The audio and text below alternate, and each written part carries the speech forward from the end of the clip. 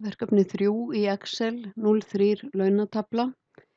Þetta er liður 5 á blaðsíðu F6, síða 3 í verkefninu.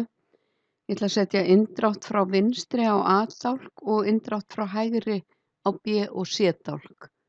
Smelli ég hér í bókstafinn A og hér er hnappur Increase Indent.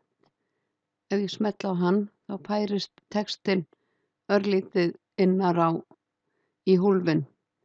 Til að setja inndrátt frá hægri ætla ég að setja báða dálkana í blokk B og C og ég fer í Alignment og ég vel Right Indent og ég þarf að velja 1.